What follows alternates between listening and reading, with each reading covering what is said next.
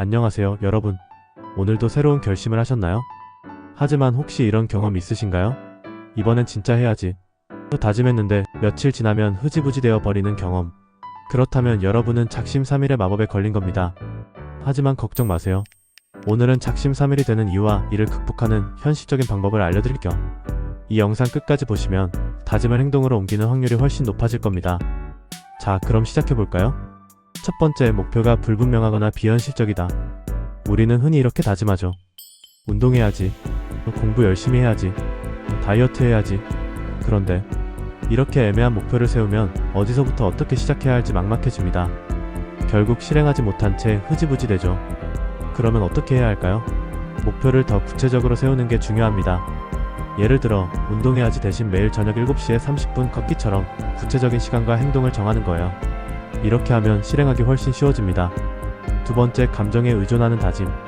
여러분, 이런 경험 있지 않나요?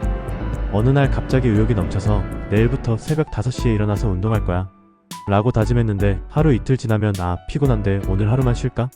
하면서 점점 포기하게 되는 거죠. 이건 의욕이 생길 때만 행동하려고 하기 때문이에요.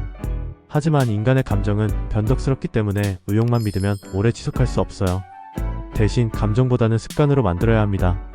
처음엔 어렵더라도 규칙적으로 하다 보면 점점 익숙해지고 결국엔 자동으로 하게 돼요.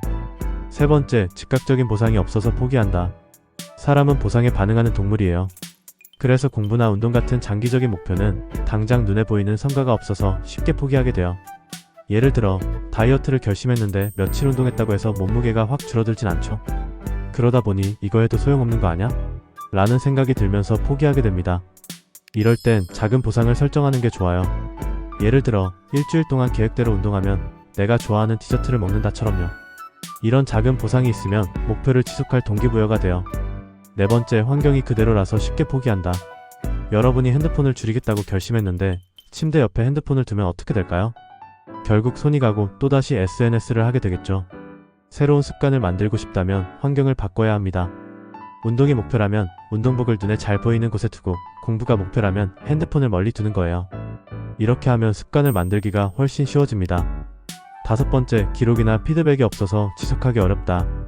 우리 뇌는 눈에 보이는 변화를 좋아해요. 하지만 우리가 목표를 실행하면서 변화를 직접 느끼긴 어렵죠. 그래서 기록이 중요합니다.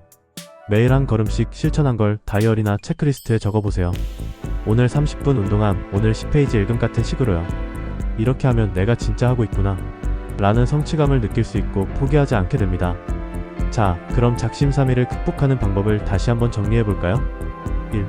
목표를 구체적으로 정하기. 예시로 운동해야지라고 정하면 매일 저녁 7시에 30분씩 걷기. 2. 감정보다 습관을 만들어서 꾸준히 하기.